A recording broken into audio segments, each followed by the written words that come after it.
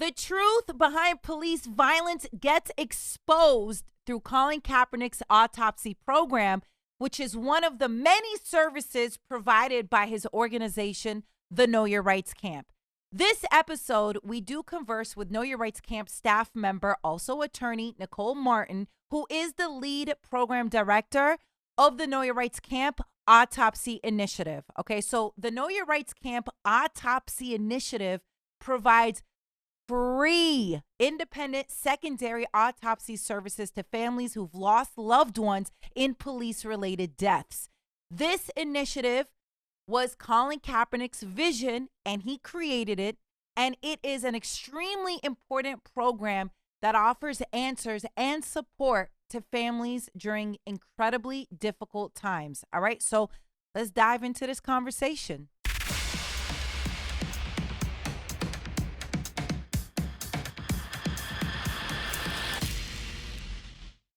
Nicole, I thought you were going to bring the backpacks. We got to start stuffing the backpacks. Get ready for the camp. You scared me for a second. I was like, are we leaving? Are we leaving? Is it time for the camp? Right. I mean, that's usually when we see each other. We're Right. getting ready for the next Know Your Rights camp where we are serving the youth.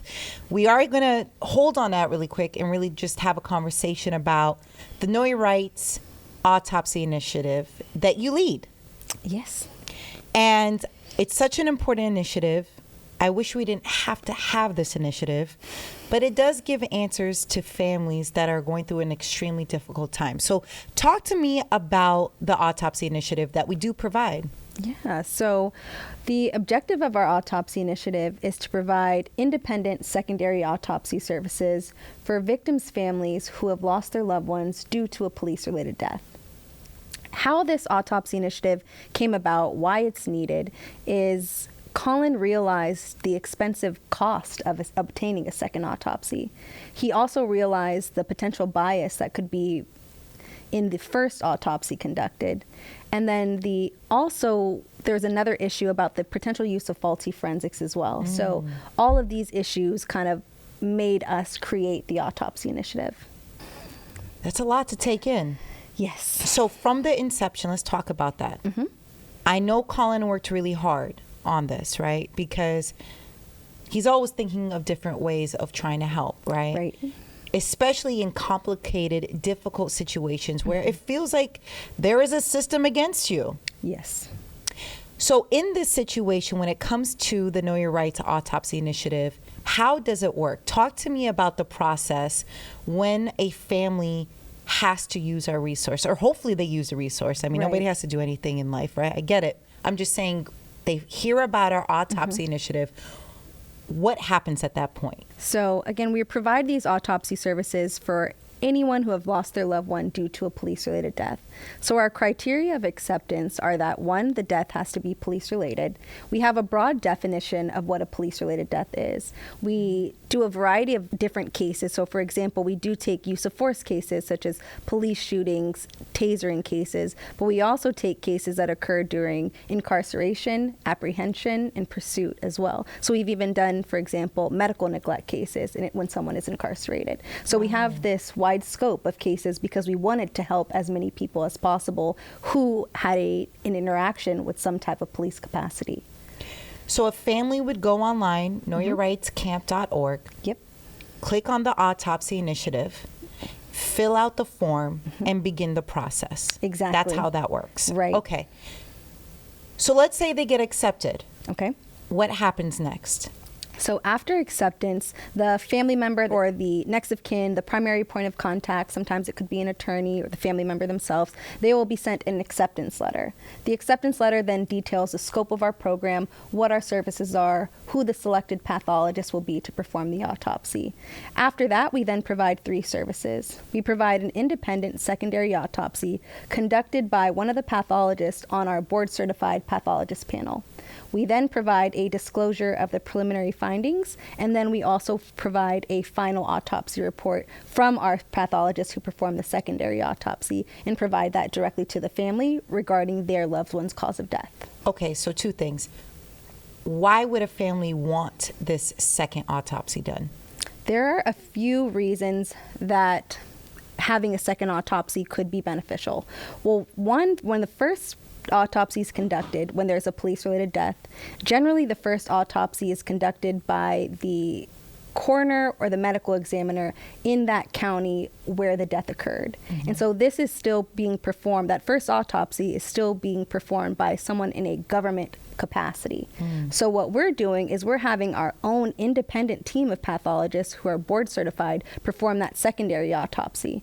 And why we have our own team perform the autopsy is that we've carefully vetted our pathologists to ensure that they have the proper qualifications to be able to perform the autopsy, and also we trust them to be objective in determining the true cause of death. And objectivity is one of the main goals of the autopsy initiative. We want to be able to provide objective information regarding the loved one's cause of death. And so, as I mentioned before, there can often be potential bias within the medical examiner's office or coroner's office who is performing that first autopsy. So why our second autopsy is valuable is providing a second check to ensure that everything was done correctly. So that's one reason the family might want to. A second reason is that we've seen that there's often significant delays in the family being able to obtain the medical examiner's report, which has the cause of death. It can often take between 6 to 8 months for the family to hear anything from law enforcement or from the medical examiner. So why our program is valuable is that providing preliminary findings gives the family an opportunity to speak directly with the pathologist, ask any questions, for the pathologist to then go over their findings and observations, and then be able to issue a final autopsy report once the family then receives that first autopsy report. So why we have our program is to provide objectivity in that process, and also being able to provide the families with comfort and compassion during this time. And take care of the financial burden. And can't believe I forgot the largest part of our service is that we're providing this for free. So all of these autopsy services are free. An autopsy can cost between $10,000 to $15,000. And we provide this free of cost to the family, and we pay for the associated transportation as well. In addition? Yes. And roughly how much does that cost? The extra transportation, just so that people fully understand the scope of why this is costly and why most families can't afford to get a second autopsy. Transport cost is going to vary, but typically it can be between $3,000 and $5,000 for the autopsy transportation. And why we have to do transportation is that a pathologist has to be licensed in the state where they're performing the autopsy. We have a small team of pathologists, but we take cases nationwide. So if a victim's death did not occur in the state where the death occurred, then we then have to transport the victim to the pathologist where they can perform the autopsy legally and then back into their care. So then we also have to pay for the airfare, the cost of the funeral homes involved. So there's a lot of additional costs besides just the autopsy. So we alleviate all of those costs because we didn't want to put that financial burden on the family who's grieving at this time. And the follow-up to that, after the information is received, right, the findings, the families have this information, what can they do with this information? How does it help them?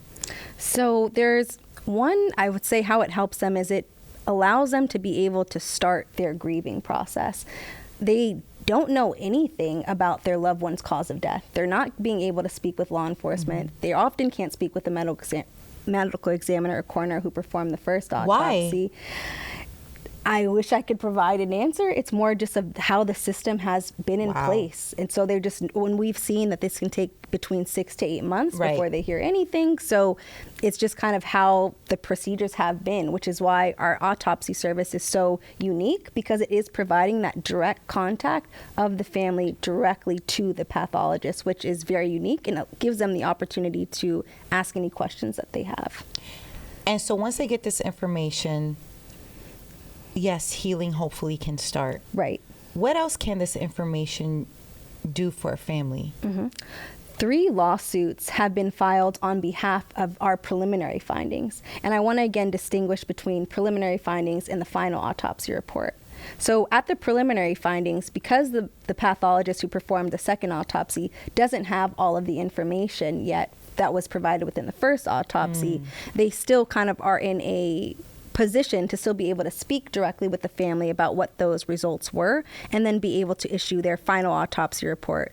But having the preliminary findings is a starting point to even bring a lawsuit, because without them, the family has nothing indicating anything different from the first autopsy. Right. And so the three lawsuits that have been filed, 2 of those lawsuits were $100 million lawsuits, and the other lawsuit was brought against a jail where the victim's death occurred, and those were all based off of just our preliminary findings, not even off of the final report. So it does allow the basis of a lawsuit, and then hopefully for them to be able to obtain some sense of justice after the process. Do you think our program is providing transparency, right? So I'm assuming there may be people in systems in high places who don't want the accountability. They don't want the transparency, right? Of course. On a national level, can our program make more changes to the system? I know that's a big, broad question, but what can be done to hold people accountable in situations like this? So I think it's also important to understand kind of why this is occurring to begin with. And so because the first autopsy is still conducted by someone in a government capacity, there is a doctrine of qualified immunity, which essentially is providing immunity for government officials. So that is where the lack of accountability is coming in, because you have this immunity that whatever you say, the medical examiner states is the cause of death, they have kind of a extra level of protection there. So there's understanding kind of that issue and understanding that this is still a government issue is the first step. And I think where there's room for change is definitely within legislation. And I would say that our pathologist coordinator, Dr. Mitchell, he's been doing a lot of advocacy on trying to get a deaths in custody checkbox on the U.S. death certificate, because currently in custody deaths are not being tracked at all. So we have no accurate information nationally about how many people are dying in police custody.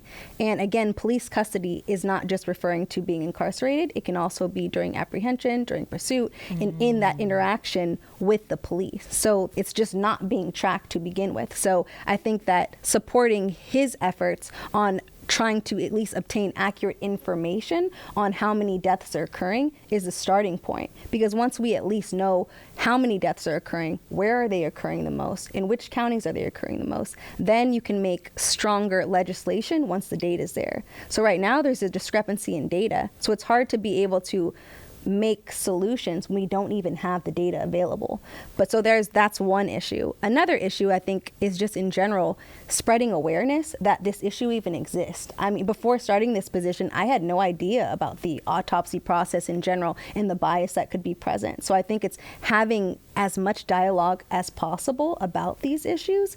And then looking further, we want to see it change. We want to be at a place where, one, the police-related death doesn't occur at all, and we don't need to exist. But what we've seen, even in our small subset of cases and the discrepancies that we've seen, we know that as these police-related deaths continue to occur, we need to still be there to provide that objectivity within the process. And that's at bare minimum what the family should be obtaining is the true cause of death of their loved one. It shouldn't be something that they have to seek. They shouldn't have to reach out to us. They shouldn't have to have any concerns of the first autopsy in the first place. Correct. But we do.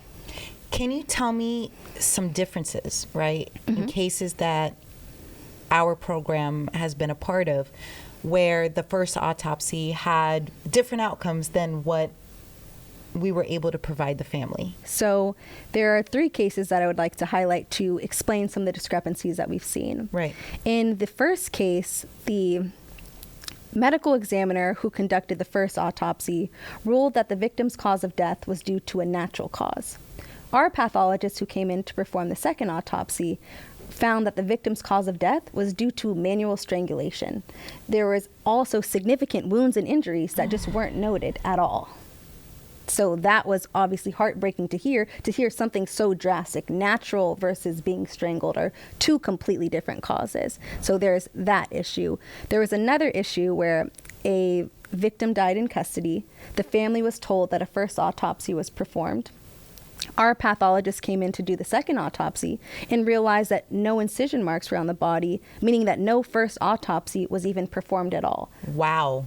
Just completely lied to the family, like Wow. no autopsy at all. So that's another issue, is are the autopsies even being performed, and how did that even occur? That's a huge issue. And we had a third issue, which kind of can indicate a potential of faulty use of forensics, of our second pathologist finding finding a bullet within the victim's body. And usually in autopsies, bullets are removed. All right? evidence should be removed, yes, in the autopsy procedure first. So finding that second bullet should not have occurred. So that just makes you question if the first one was even done properly. Exactly. Yeah. We Wow. launched the program in February 2022. We've now done 63 cases. As we continue to obtain more results, I believe that we will likely see more discrepancies as well. But because there is kind of the delay on the families obtaining that report, that's why we have a lot of cases that are still open, and we're waiting to obtain more information to issue that cause of death determination. But those 3 cases alone show why this is needed. In those 3 cases, when the families found this information, was there a general sentiment when they received the second autopsy findings?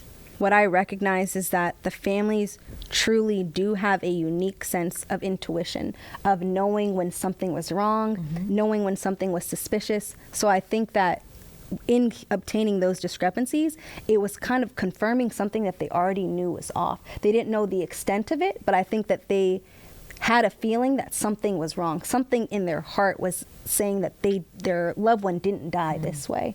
So I think it was confirming that families do have a unique intuition to know when something is wrong. And I think that us being able to provide them with the truth gave them a sense of being able to at least start their grieving process. Sure. Right now, they were just so concerned on trying to find out what even happened. So the fact that we could provide this, the families were extremely grateful to know the truth and to know that we had their best interests in mind. And I would say the success of the program is going to be based off of the family's feedback. Our services are truly to assist the family. We have no other motive than to provide the family with objectivity, trust, and support. So we do have their best interests in mind. And families have often said that we've given them hope in a time of darkness, in a time of trauma. So we've been able to be that sense of hope and comfort for them in that time. Was there a conversation that, I don't know, made you emotional with a family? I think each call I have with the family is emotional. I think each family is at a different stage of grief, but each family is broken in a sense. They've lost someone so close to them. They've lost a parent, they've lost a child, they've lost a sibling, a best friend. So I think each person has their unique way of grieving, but oftentimes families will be like crying, just explaining the circumstances, explaining that they miss their loved one. And so it's our responsibility here to give them that space to be vulnerable. And so as far as I want families to feel comfortable displaying that emotion, because I think so often they feel as if there's nothing that they can do. They feel as if there's no one who will listen. So I think the value of listening and being an active listener and communicating is something that we prioritize here when we're doing the work that we're doing. Were there families that contacted you that initially were surprised at the autopsy initiative and what we've been able to provide? And you know, it is a big financial burden. Like, are people like just sketchy? Like, what is this program? Is this really going to be, you know, a program that takes care of all the financial burden? You know, is there hesitation initially? I mean, obviously at this point it's a little bit different, but when the Know Your Rights autopsy initiative first launched, were people just kind of like hesitant? I think they just were in a state of general confusion. That, like, one, they're confused. They've never heard of the program because it doesn't exist. I think Right. because we are a one-of-its-kind program, we're often going to be met with kind of skepticism or confusion. But I would say from the family's end, we're met with gratitude. And I think also a lot of family members feel more comfortable knowing that this is Colin's vision and that we're able to implement that. So I think it's just an overwhelming sense of gratitude for the family because they don't know who to trust. They don't know what questions to ask. They don't know what to do. So I think that they are hopeful when they hear about our services. So I would say the families are often expressing their gratitude for us to be able to cover this cost. And I think even when explaining to the families that we truly do cover the cost, people have cried just at that fact of just, thank you for doing this for my family. I mean, people tell me thank you multiple times in the same call. It's just an overwhelmingly sense of gratitude for us to be able to alleviate that burden, but also to give them compassion in this time. Something that stood out to me that you said, they trust Colin, right? How involved is Colin? I mean, I know this answer, but, I think it's different because you work with him all the time. This is what you do day in, day out. We are extremely focused on our autopsy initiative. Right. How hands-on is he? Extremely hands-on. I mean, is it annoying? No, this is his he vision. Annoying? No, okay. no. Because I was going to talk to him first. I was going to be like, Colin, cut it out. No, the opposite. This is Nessa. This is Nessa speaking. Just if you're watching, but no, Colin. This was Colin's vision. So the fact that I'm even able to implement his vision out is significant. But Colin is involved in all of our strategy decisions. We.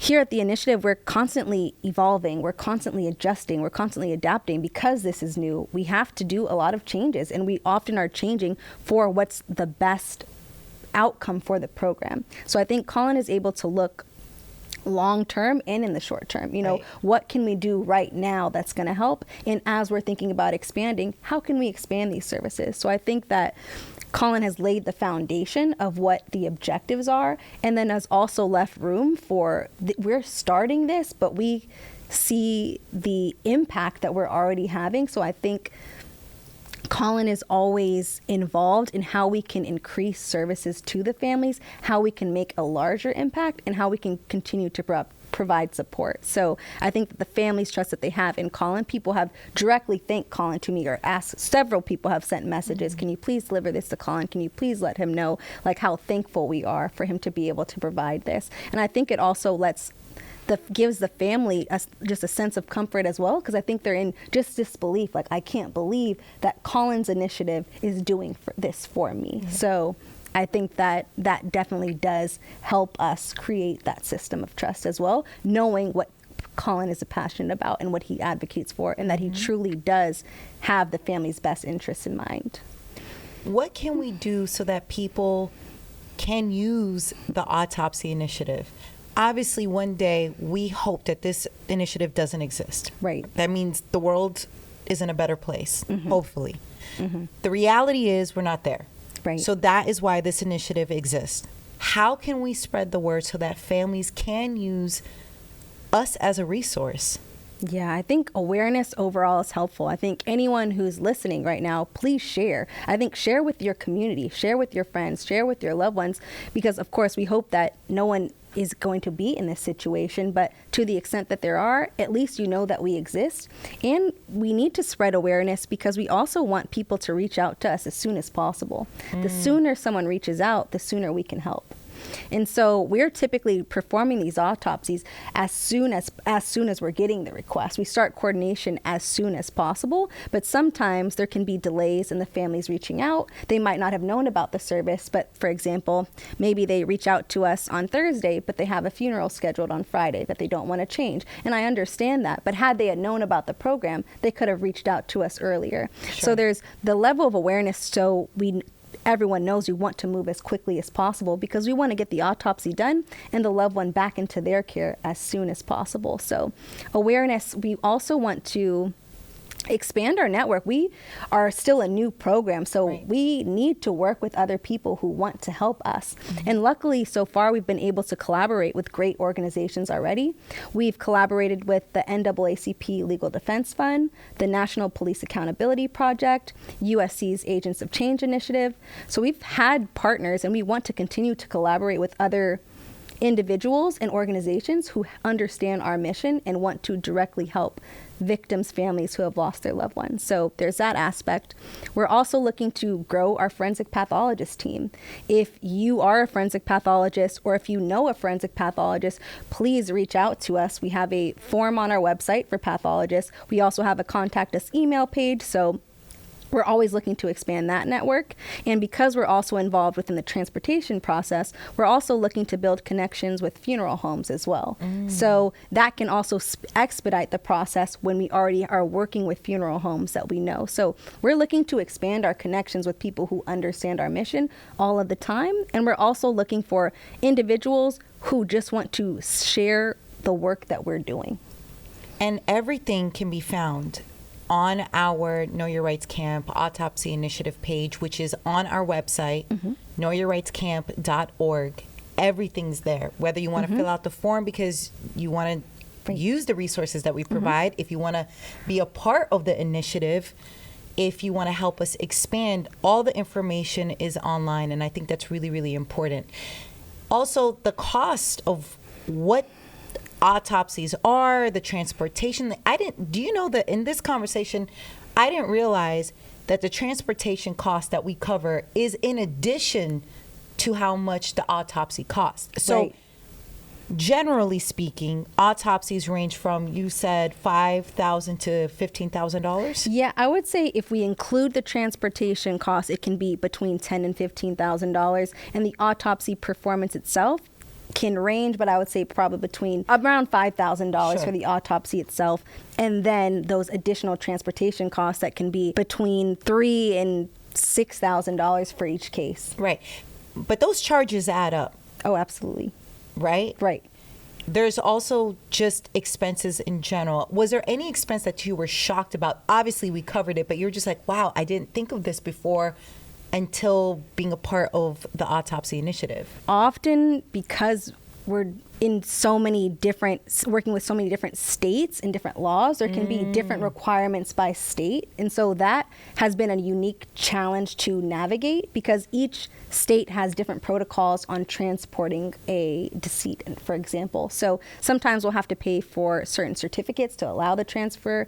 Some states don't allow someone to be transported if they're not embalmed. So then to the extent we want an autopsy now, we might have to pay for the embalming if that's the only way we can do the transport. So there's costs like that that come up where in order for the autopsy to be performed, these are the things that the funeral home of that state are requiring, essentially. So I think that was kind of a learning process. I think that in some costs can be higher in general, just based off of that funeral home as well. So we are always looking to try to lower some of those costs so we can continue to be able to provide services as well. So that's why the partnerships with funeral homes would be very helpful to be able to come up with costs that are reasonable, because right now a lot of the funeral homes have significantly high cost because they're not used to doing this. So they might have this, for example, a cost of forwarding someone's remains. That might be $4,000 on its own because they don't routinely do it. Typically, funeral directors, when they are transporting someone's loved one,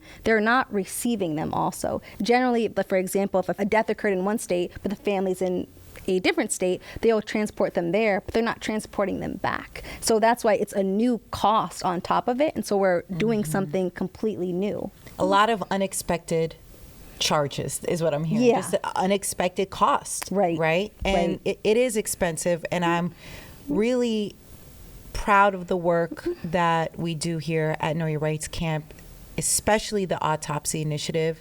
And I hope that we are able to provide resources to help families during a very extremely difficult time, obviously, to take care of that financial burden. I mean, just hearing the cost right now. I mean, families can't afford this. Right? They're not going to get the information. Yeah. Right. Most people can't afford this, right? Just to have $15,000 laying around just to get answers, right? That should already be given to them. Let's just be honest, right? So it's just one of those things that's so frustrating that it's so costly to try to find answers, to get the truth and that information that people truly need so that they can grieve and so that they can begin healing. And nothing is going to bring their loved ones back. Ever. Right? So at bare minimum, giving them the truth, I just feel like is necessary. It is. So I really appreciate you doing the work, Nicole, and obviously we love working with you. Can you tell me a little bit about you and how, you take care of yourself? Because this is heavy. Yeah. It's painful. It's a lot to go through, and obviously you're carrying a lot from families, and I know they appreciate you and they love you, and I know it means so much to you. So how do you take care of yourself throughout this? I appreciate that question. I think that because the families are going through something so tragic, the fact that families have said that we have been their source of hope gives me hope, gives me motivation. So you're even making me cry. No, Literally, you're making me cry. Mm-hmm. No, it's a lot, and it is heavy. And I think that when we're in these spaces, you get so caught up within the logistics often and making the program work. But at the same time, you have to still realize that everyone needs compassion, and the families need it more than anyone at this time. So the fact that I can be able to provide a sense of comfort in this process brings me comfort that the work that we're doing is needed and it's valued. And I think for me personally, I truly feel called to do this work. In 2016, I graduated undergrad. I wrote my senior thesis on police-related deaths and police abuse in America, which was the same year that Know Your Rights Camp was founded. Mm-hmm. So I've always been interested in the work that Know Your Rights Camp has done, specifically in regards to empowering individuals, because we see that oftentimes where these police-related deaths are occurring, it's in minority communities. And out of the autopsies that we performed for 2022, over 46% of those were Black men, young men, between average age about 36, which is young. So what is the problem? Why is this continuing to happen, where we have multiple cases of police-related deaths against Black and brown communities? And so for me, this is a step for the families to be able to obtain some sense of comfort and justice. So although it is difficult to deal with death every day, it's a larger picture at hand of knowing the work and impact that we can really do. And so I always ensure to make sure that I'm in a space mentally where I can provide the family with comfort, because I know that that's what they need. So as far as taking time for myself, even sometimes just a 5-minute getting up from the space and moving back, just not thinking, to just pull yourself together, because at the same time, I've realized that I still need to feel. I can't just keep going case to case. Like, I still feel each case. I still am listening to each family member. So it does take a balance, but it's also always realizing that what we're doing is valuable and it's needed, and that makes me motivated to continue to serve the families in the best way that we can. What can we do, or if someone's watching right now, I mean, you know how Colin and I just absolutely support everything you want, and your leadership is remarkable. Oh, thank you. What can we do to support the work? And what can other people who are watching right now, how can they be a part of this as you grow the team, as we grow collectively, as the initiative grows? What can we all do to help really the Autopsy initiative have the proper support so that it can continue to do the good work?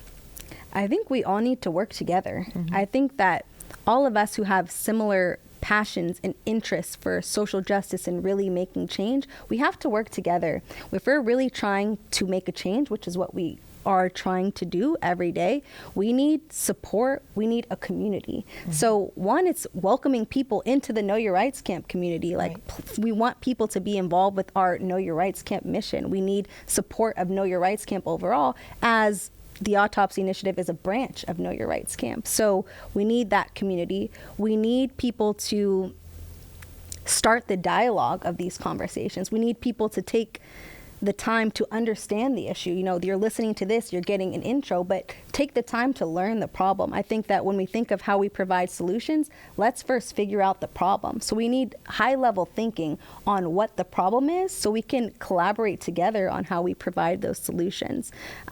We are in a place where we have a unique ability to be able to assist a family member. So to the extent that anyone knows someone in need of our services, please have them reach out to us. Please spread the word, so in case your family member happens to be in this situation, you already know what the process is. And again, we hope that no one watching is in this case scenario, but to the extent that they are or their loved one is, at least they know that we exist and that we're here to help. So I think there's that level of awareness. And also we just need to expand our network. We're in a new space. We're a program doing something that no one else in the world is doing, providing free secondary autopsies to assist families, loved ones who have lost someone due to a police-related death. We have a specific mission, so we need to expand our network with attorneys, with forensic pathologists, with funeral homes, like with community activists. We need as many people as we can so we can really start making change and expanding and thinking about the impact that we can continue to make at the Autopsy Initiative. And people can be a part of this. It's all on our website, knowyourrightscamp.org. Everything you need to know, however way you want to play a role in helping the initiative, it's all right there for you. And just spread the information. I think that's one of the things that I've learned as, I've matured in life, is that access and understanding what information is out there is extremely important. Yes. Having information, knowing information, and what you can have access to, we're just talking about night and day. So this resource exists. And I'm very thankful for Colin. This has been, just part of his mission. And this is his vision for the Autopsy Initiative. And we're so thankful, Nicole, that you lead this. It's a lot of work. I know you're always looking to expand your team. So be on the lookout for that. If this resonates with you, if this is a mission you want to be a part of, you get to work with Nicole, which is amazing. Colin's pretty great too, right? Yeah, definitely. I think people are always surprised at how, involved Colin is in all aspects of the Know Your Rights camp. Definitely. He's in it. No, very. I was even shocked when you guys were both in my interview. I was like, oh my gosh, they're interviewing me. We're here. in it. Yeah. We're a part of it. We say this all the time. You know this, Nicole. Know Your Rights Camp is our first baby, right? This was, really Colin's vision. This is everything to us, right? Mm-hmm. And so it just holds a special place in our heart. And so to have been able to work with you, and you're out here, you're making it happen, and we love the leadership that you provide. And again, if people want to work with us, amazing, please, again, knowyourrightscamp.org, all the information's up there.